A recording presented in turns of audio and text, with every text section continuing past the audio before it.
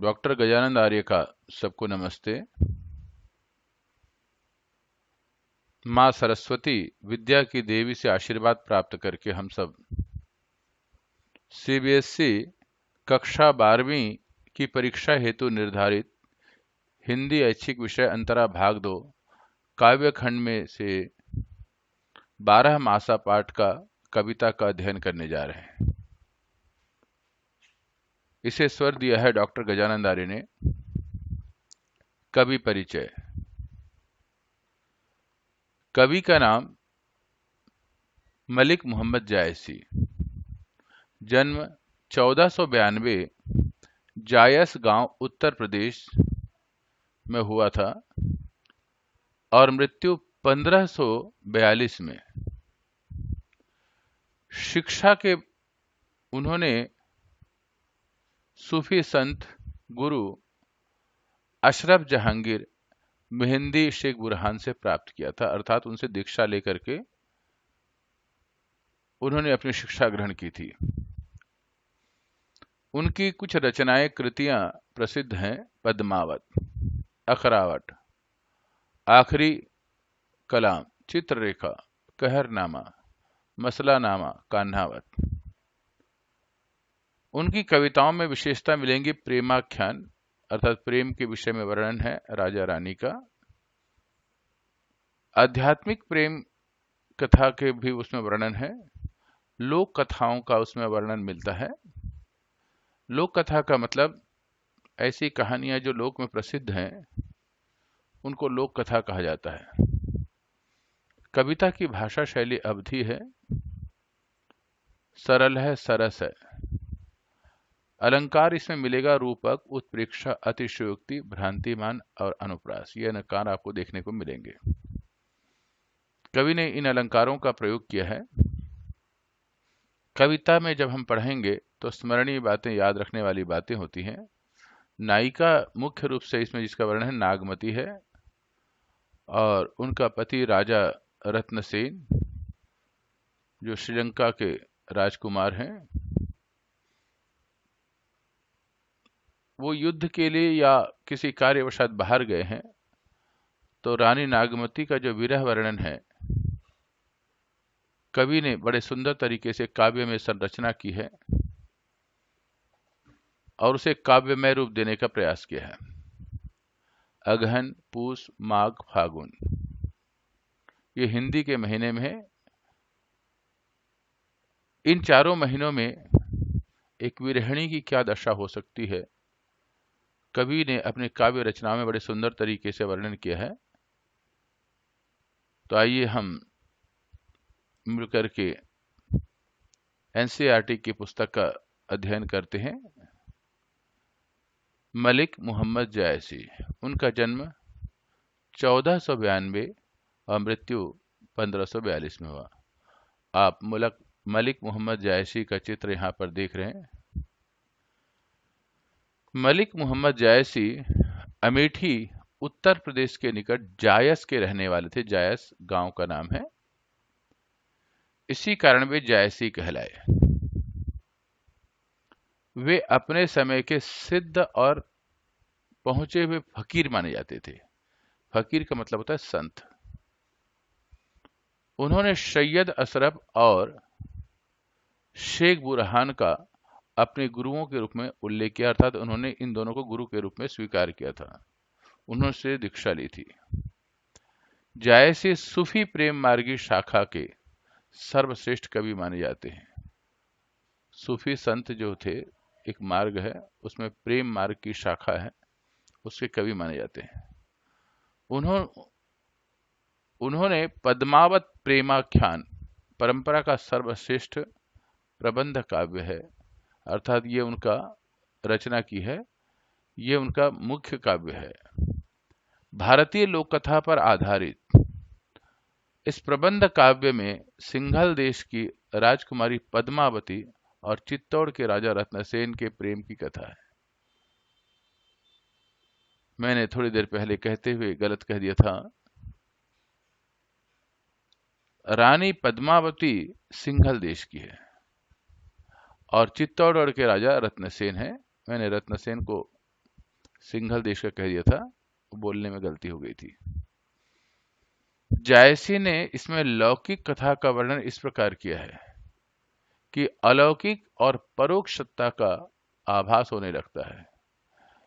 इस वर्णन में रहस्य का गहरा पूर्ण भी मिलता है। प्रेम का यह लोक धर्मी स्वरूप मानव मात्र के लिए प्रेरणादायी है। फारसी की मनसबी शैली में रचित इस काव्य की कथा सर्गों या अध्यायों में बैठी हुई है। एक शैली का नाम है मसनवी। स्थान स्थान पर शीर्षक के रूप में घटनाओं और प्रसंगों का उल्लेख अवश्य है।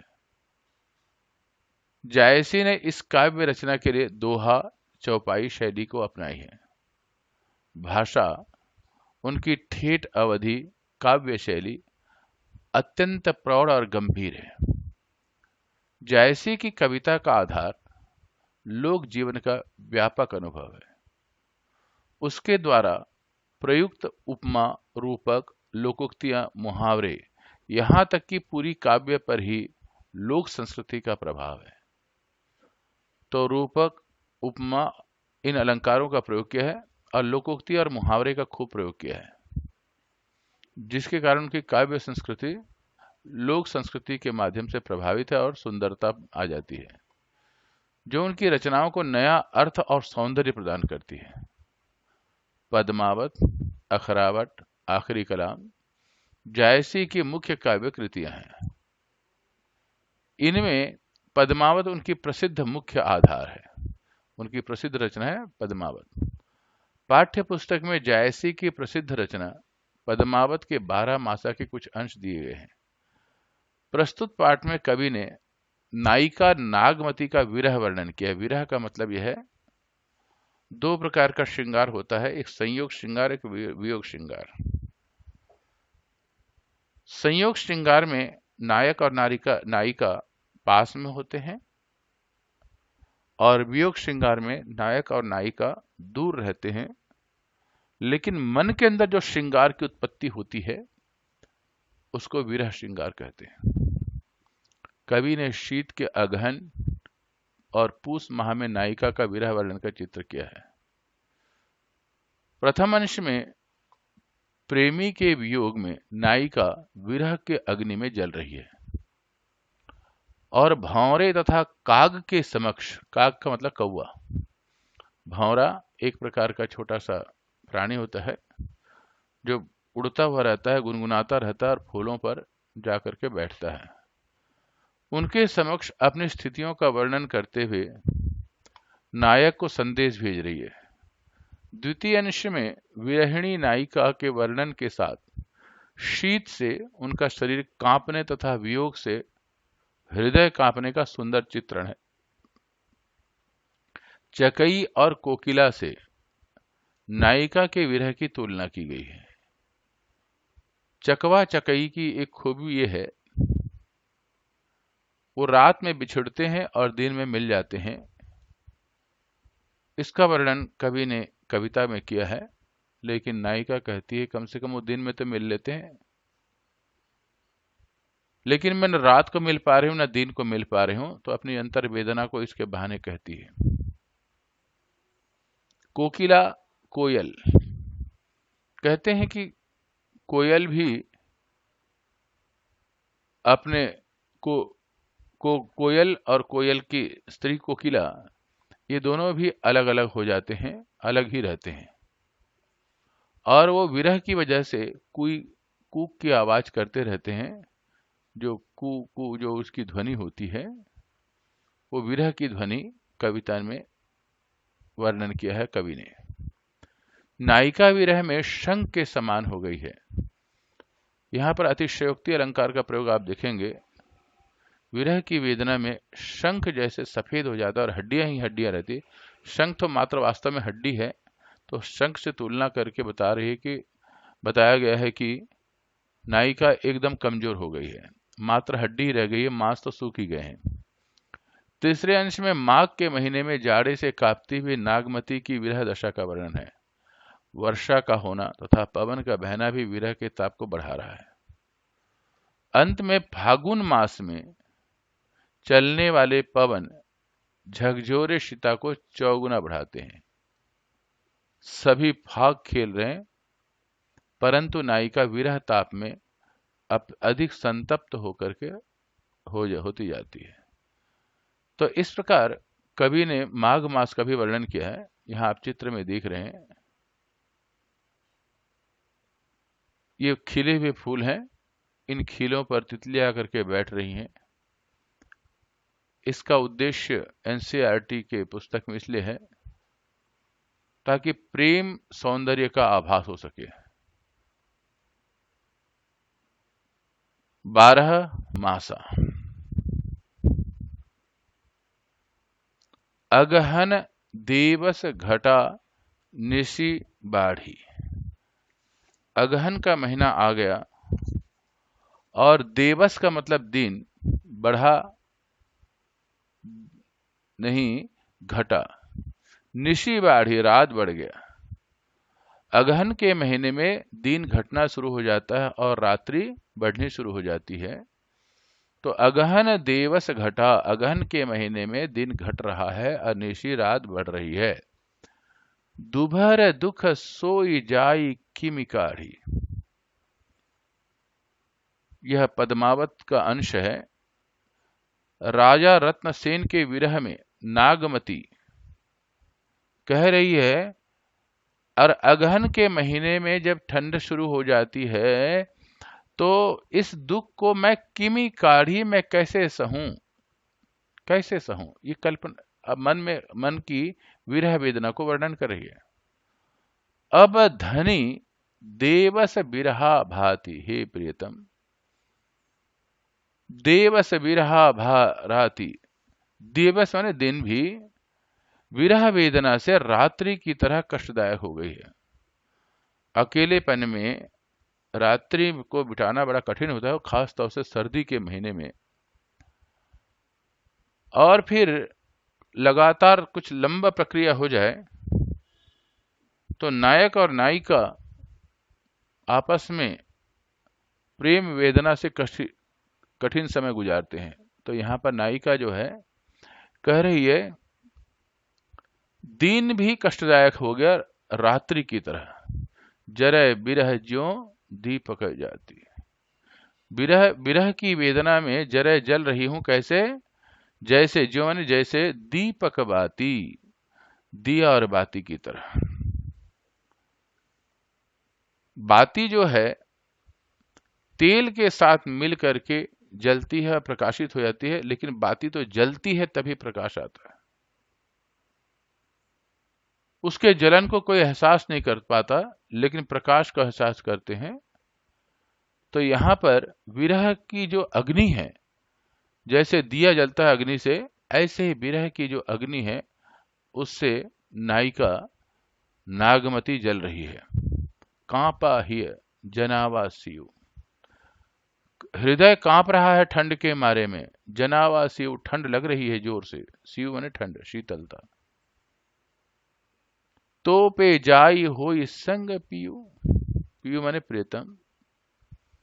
हे प्रियतम, यह ठंड तभी दूर हो सकती है, तो पे जाई होई संग, जब मैं तुम्हारा संग रहूं, और प्रियतम के संग के साथ ही जाकर के मेरा यह ठंड दूर हो सकता है।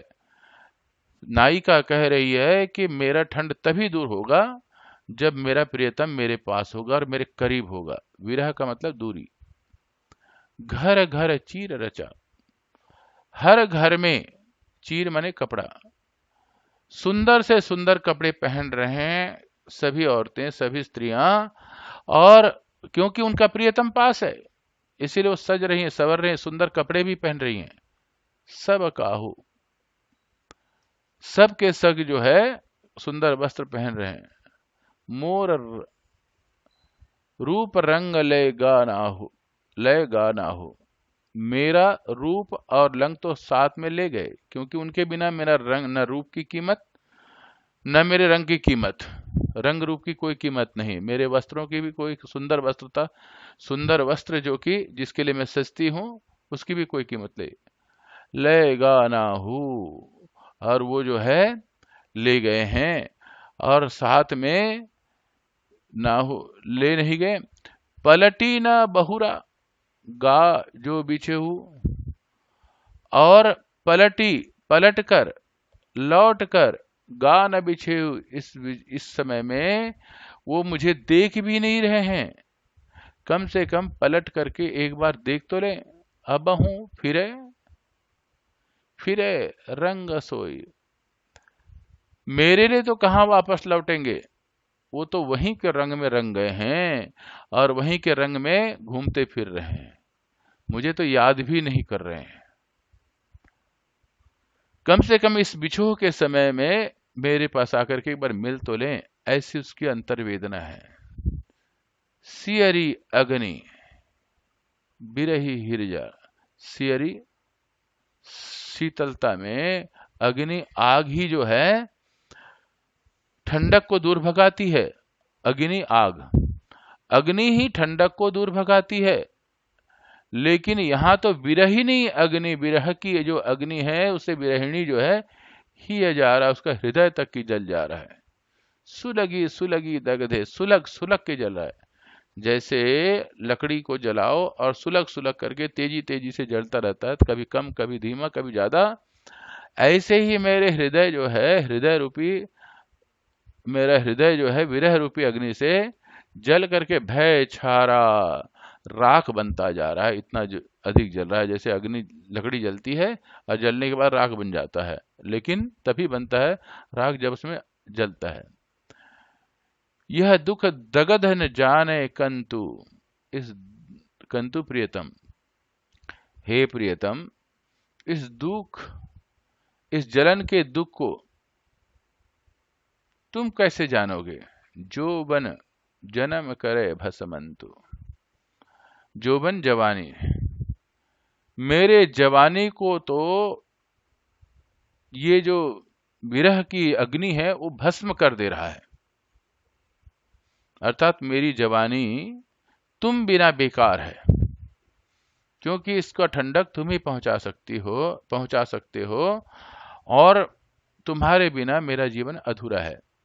पियसो कहो संदेशड़ा, ऐ भावरा ऐ कागा, रानी नागमती संबोधित करते हुए अपने प्रियतम के पास संदेश भेज रहे, किससे, भावरा से।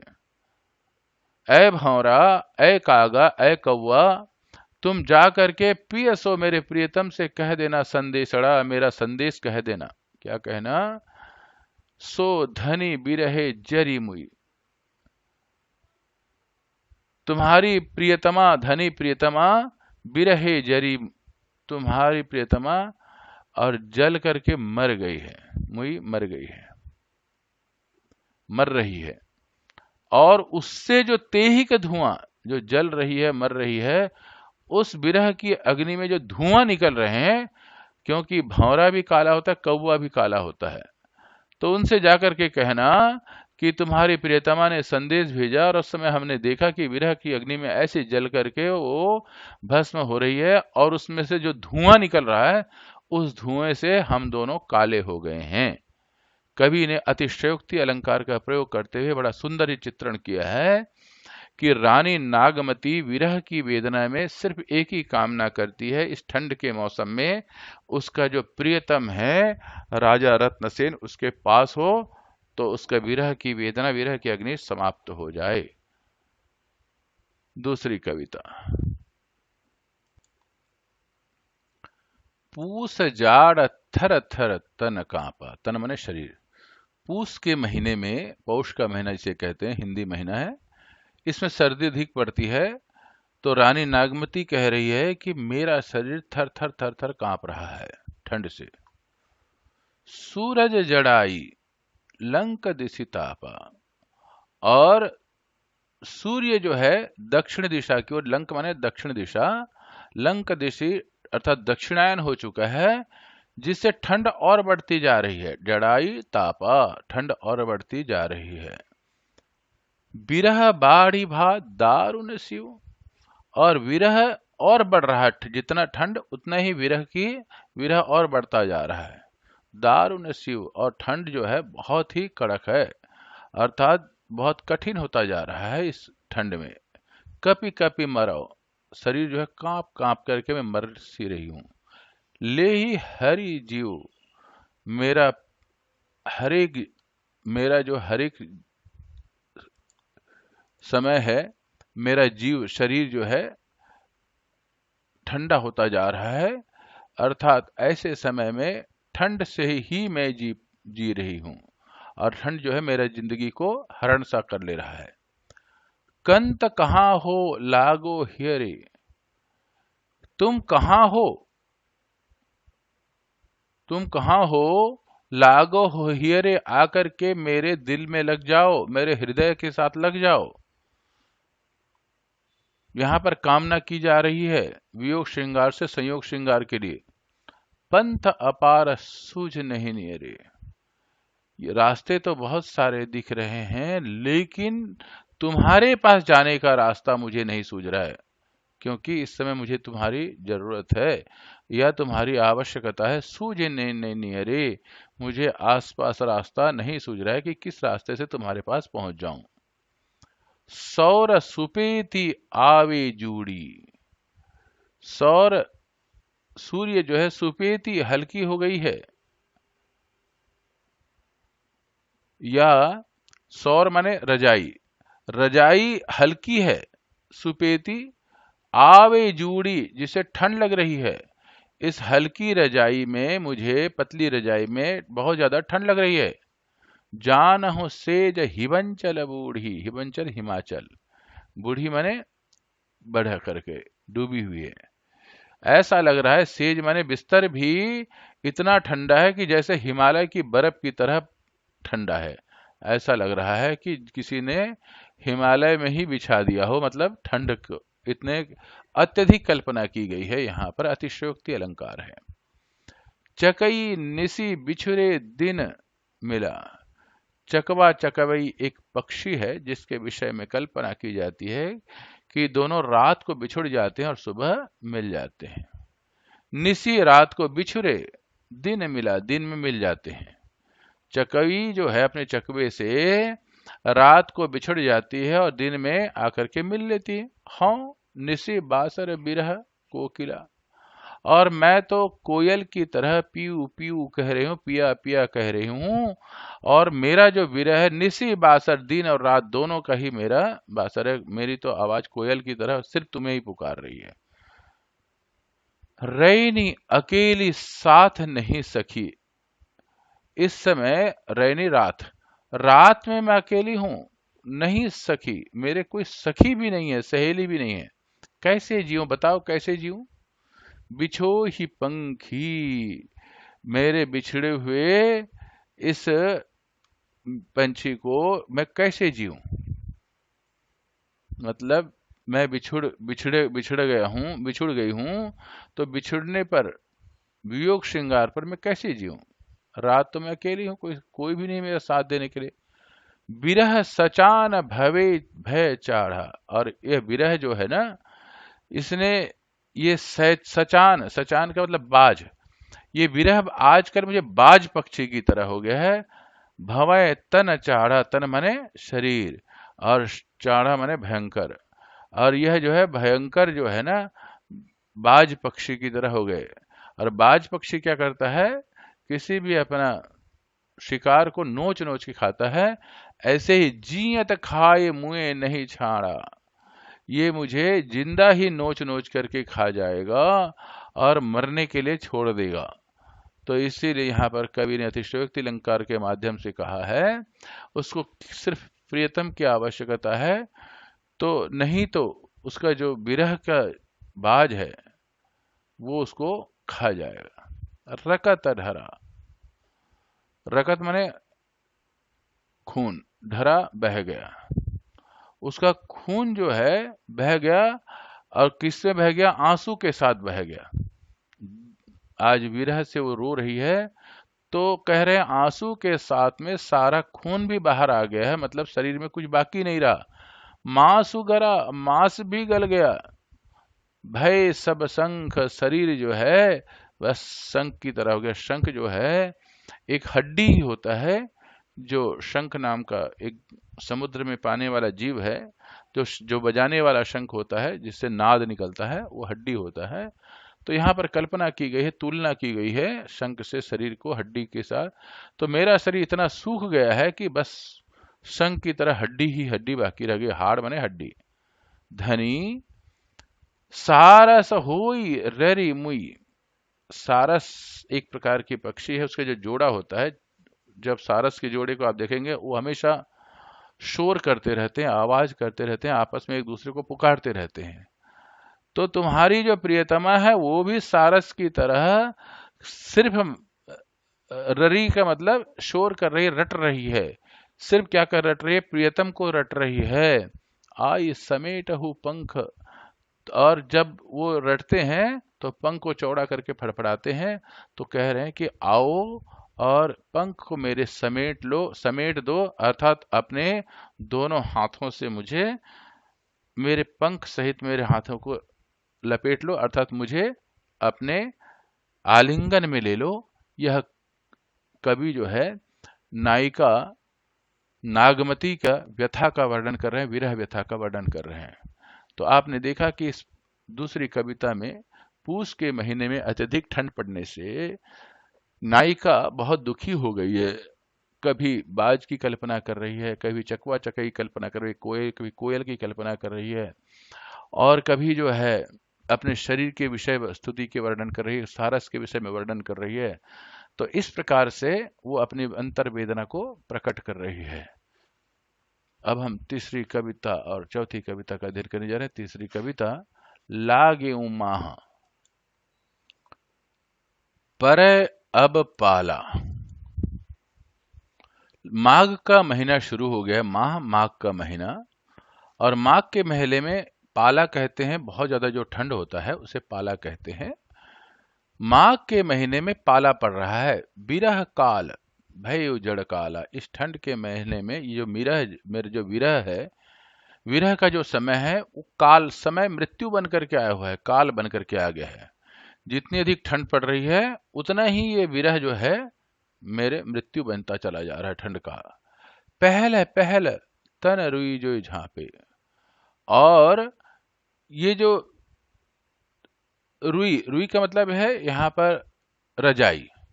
रजाई से मैं अपने शरीर के हर अंग को पहले पहले हर क्षेत्र को ढक देना चाहती हूँ, अर्थात ढकने की कोशिश कर रहे हूँ। जिधर से खुल जाए उधर से ढकने के हर अंग को मैं रुई से गर्म करना चाहती हूँ। हलली अधिको ही कांपे। लेकिन हलली हलली धीरे धीरे और ज्यादा हृदय मेरा कांपता है। मैं हर अंग को कोशिश करता हूँ कि ताकि गर्माहट मिल जाए, लेकिन गर्माहट न मिलने से मेरा और हृदय तक की भी कांप उठ रहा है। आई सूरी होई तपुरे नाहा, ते ही बिन जड़ न छूटे माहा। आई सूर, सूर माने सूर्य, तुम मेरे सूरज हो, क्योंकि सूर्य से गर्मी मिलती है और मुझे तुमसे गर्मी मिलेगी। तपुरे नाहा, तुम्हारे सूर्य के बिना मेरा शरीर तपेगा नहीं। ते ही बिना जड़ न छूटे माहा, और इस माह के माघ के महीने में तुम्हारे बिना मेरी ठंड दूर नहीं होगी। इसीलिए तुम ही मेरे सूर्य हो, तुम आओ और मेरा साथ दो, जिससे मेरा ठंड दूर हो। यही मास उपजे रस मोलू। इसी महीने में वनस्पति आदि जितने भी हैं उनमें और मूल स्थानों में हमारा रस उपजता है। इन दिनों में रस की उत्पत्ति सबसे ज्यादा होती है। तू सो भंवर मोर जबन फूलू, तुम मेरे भंवरे हो और मैं तुम्हारी जवानी का फूल हूं। अर्थात तुम आओ और तुम मुझ में बैठो और मेरा रसपान करो। जैसे भंवरा जो है खिले हुए फूल में बैठ करके उसका रस पान करता है, जिससे फूल जो है खिल जाता है। तो इसी प्रकार से यहाँ पर कवि ने भंवरा और जवानी के फूल की कल्पना की के आधार से अभिव्यंजना की है और कहा है कि तुम भंवरे की तरह और मैं तुम्हारे जवानी का फूल हूं। नैन चूही रस माहूट नीरो, माहुट कहते हैं माघ के महीने में जो वर्षा होती है, अचानक वर्षा, ठंड की वजह से इस वर्षे में ज्यादा ठंडक होती है। तो माहुट बरसात की तरह मेरे आंखों से पानी जो है टपक रहा है। नैन नैन मैंने आंख से चू रहे हैं कि तुम्हारे बिना मेरे आंखों से आंसू बरस रहे हैं, जैसे माघ के महीने में वर्षा हो रही हो, पानी लगातार बरस रहा हो। ते ही जल अंग लाग सर चीरू, और मेरे आंखों से जो आंसू निकल रहे हैं, तो मेरे चीर का मतलब वस्त्र, मेरे उससे मेरा वस्त्र भीग गया है।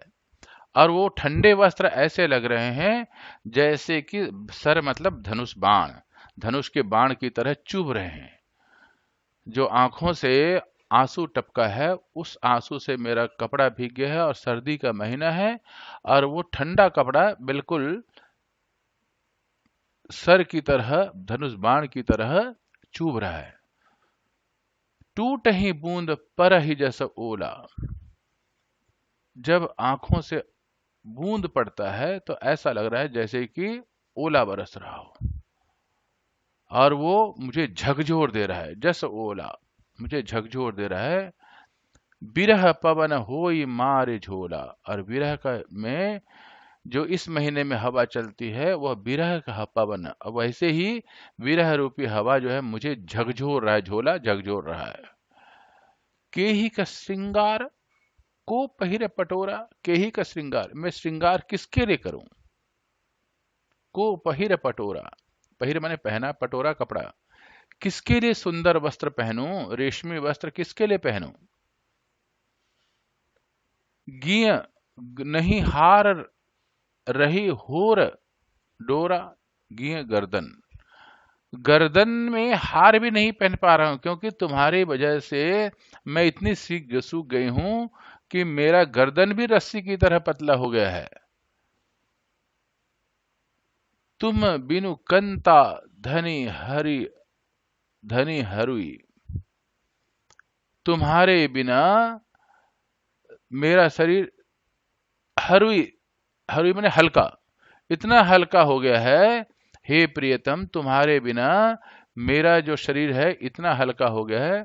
तन तिरुवर भा ढोला, और तन शरीर तिरुवर, तिनुवर, तिनुवर का मतलब तिनके की तरह, तिनके की तरह हिल रहा है। जैसे तिनका हल्के से हवा में हिलता है, ऐसे ही विरह पवन से मेरा शरीर हिल रहा है। ते ही पर विरह जराई के चहे उड़ावा झोल, और उस पर विरह जो है मुझे जला करके झोल राख बना करके उड़ा देना चाहता है। ये अतिशयोक्ति अलंकार है। तो वो कहना चाहते, इस पूरी कविता में आपने देखा, माघ के महीने में पाला अर्थात तीव्र ठंडा पड़ता है, जिससे शरीर में रुई अर्थात रजाई भी काम नहीं कर रहा है। सिर्फ उसका पति जो है सूरज की तरह है, जो उसकी गर्मी को दूर कर सकता है, उस गर्मी दे सकता है और उसकी ठंड को दूर कर सकता है। इस महीने में अत्यधिक शरीर में रस की उत्पत्ति होती है, और माहुट कहते हैं माघ के महीने में आने वाला जल, उससे शरीर में, आंखों में जो आंसू आ रहा है वो उसी की तरह है, और वो सारा का सारा जो है उसको हिला दिया है, झकझोर दिया है। और वो किसके लिए श्रृंगार करूं, किसके लिए पटोरा करूं, मन में प्रश्न कर रही है, और कह रही है कि मेरा तो शरीर भी सूख गया है, इसीलिए तिनके की तरह हिल रहा है, और मैं विरह की अग्नि में जल रही हूं, और ये मेरा राग बन करके उड़ जाना चाहता है। अब हम चौथी कविता का विचार अध्ययन करने जा रहे हैं। फागुन पवन, फागुन पवन झकोरे बहा, फागुन के महीने में, फागुन के महीने में पवन झकोरे बहा, पवन जो है झकझोरते हुए बहता है।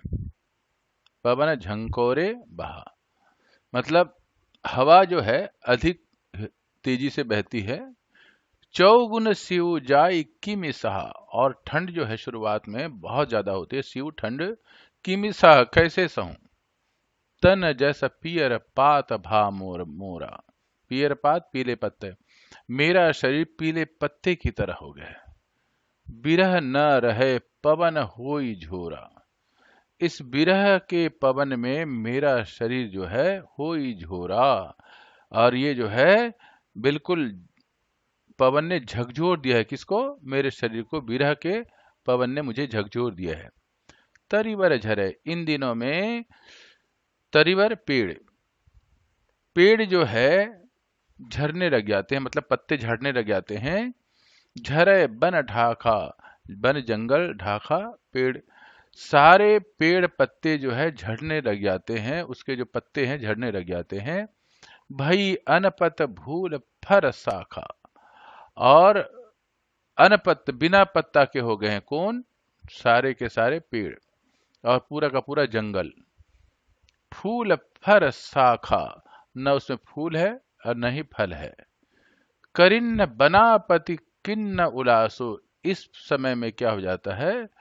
वनस्पति, बनापति वनस्पति में अर्थात जंगल में, किन्न हुलासु, नए नए कोपल आते हैं और नए सिरे से फूल खिलते हैं, और जिसकी वजह से पूरे वनस्पति में एक सुंदरता आ जाती है, फल फूल आना प्रारंभ हो जाते हैं।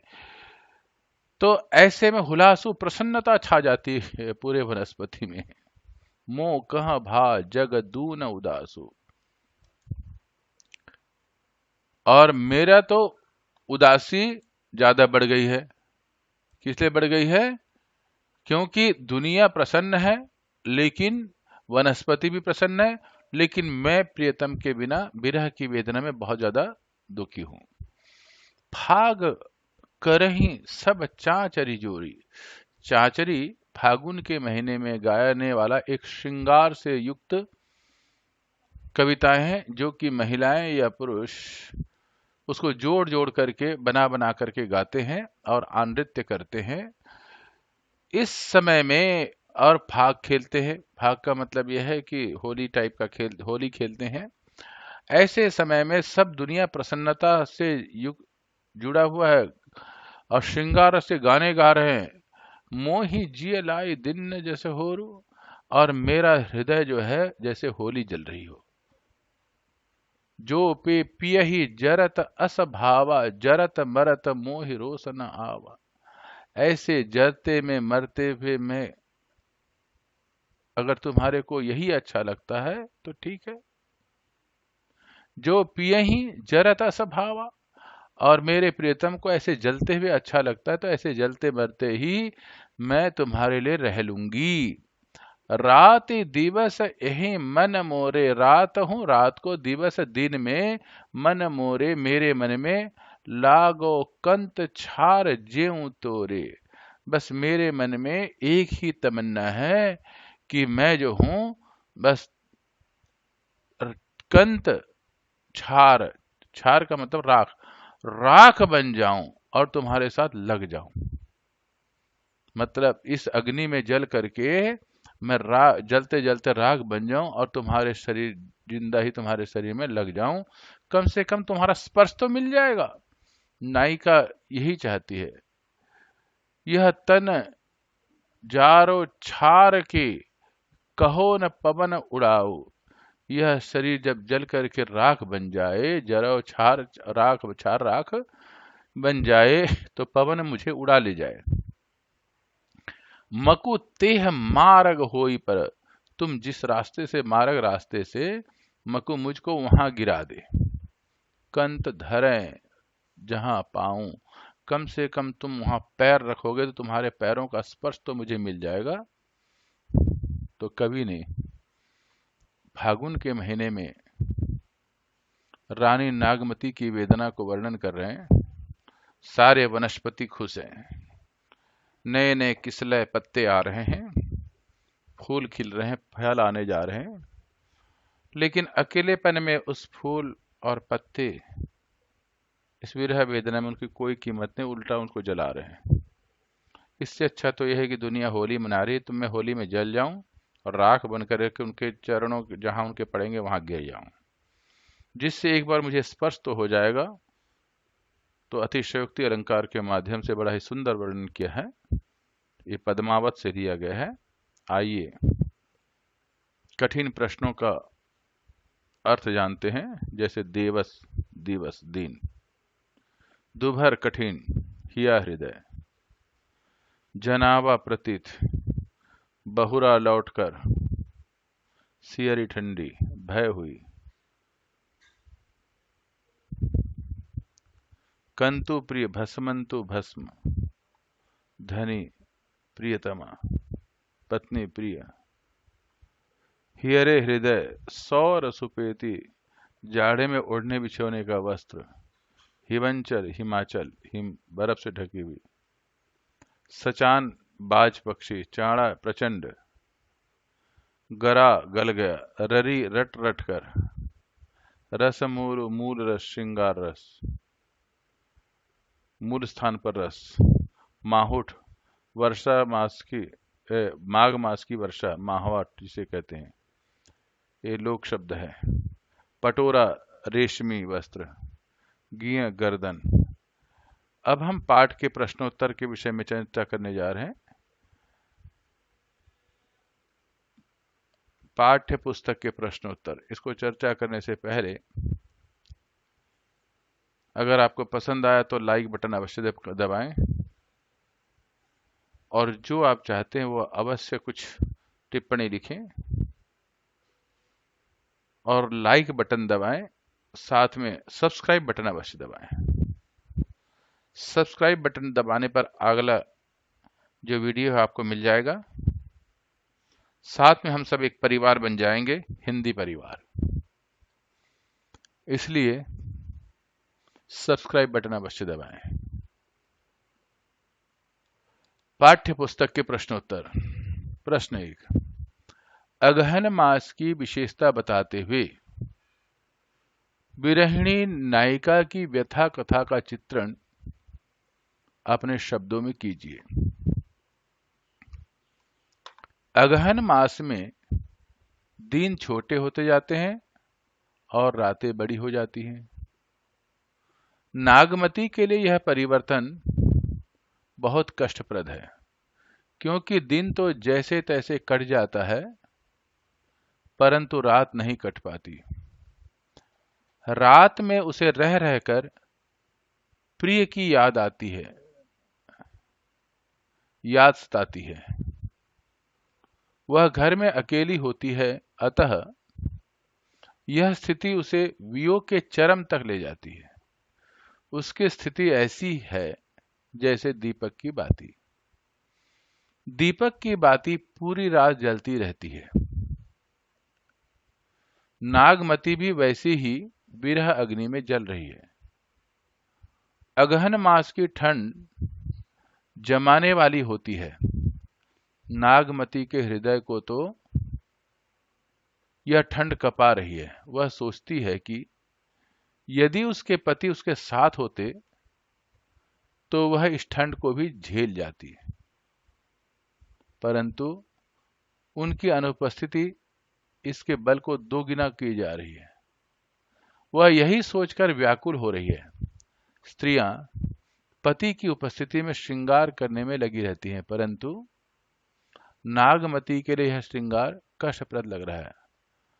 उसके पति परदेश गए हुए हैं, अतः वह किसके लिए श्रृंगार करे।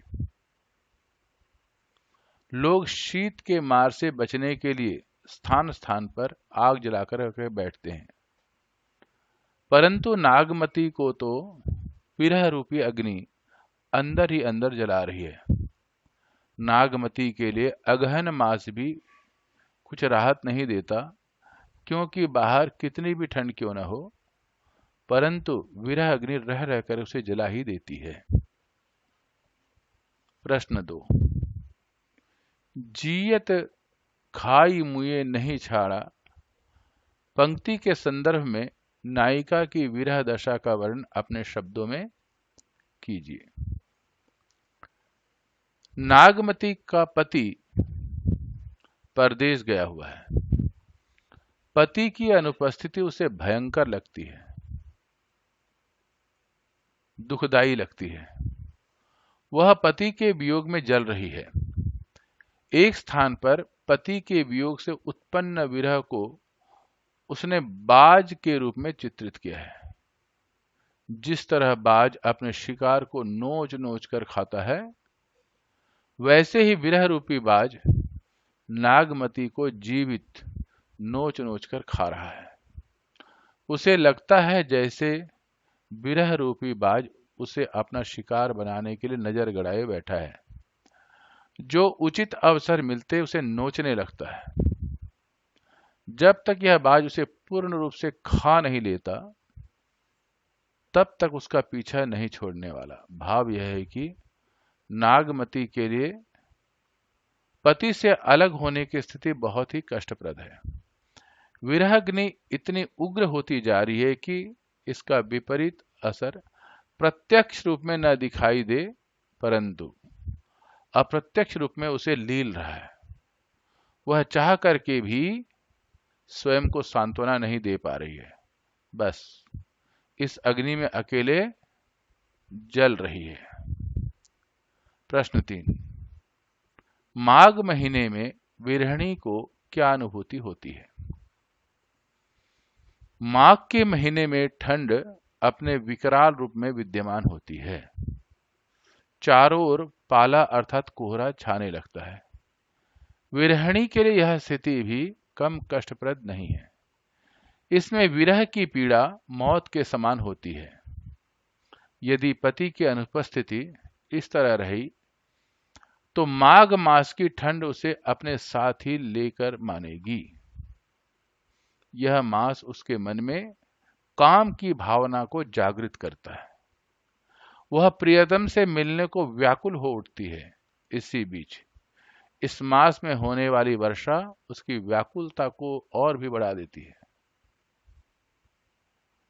वर्षा में, यहां बढ़ा शब्द है, टाइपिंग मिस्टेक है। वर्षा में भीगी हुई नागमती को गीले वस्त्र तथा आभूषण तक तीर के समान चुभ रहे हैं। उसे श्रृंगार तक भाता नहीं है। प्रियतम के विरह में तड़पते हुए वह सूख कर कांटा हो रही है। उससे ऐसा लगता है कि इस विरह में वह इस प्रकार जल रही है कि उसका शरीर राख के समान उड़ ही जाएगा। प्रश्न 4, वृक्षों से पत्तियां तथा वनों में ढांके किस माह में गिरते हैं?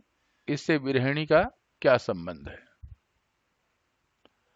फाल्गुन मास में वृक्षों से पत्तियां तथा वनों से ढांके गिरते हैं पत्ते। विरहिणी के लिए यह माह बहुत ही दुख देने वाला होता है। चारों ओर गिरती पत्तियां उसे अपने टूटती आशा के समान प्रतीत होती हैं।